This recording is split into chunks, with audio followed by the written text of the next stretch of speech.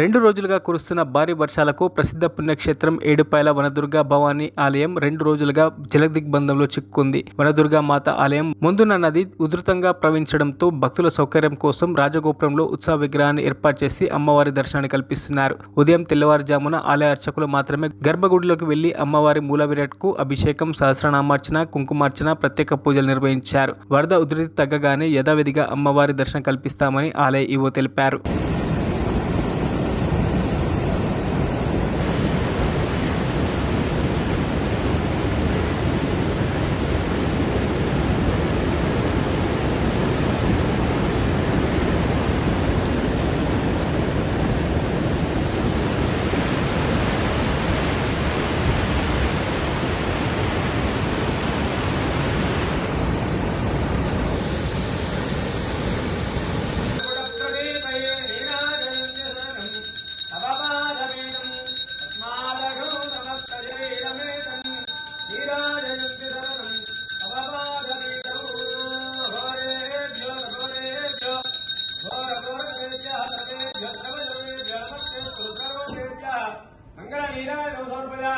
Jagadamba Mata key Jai.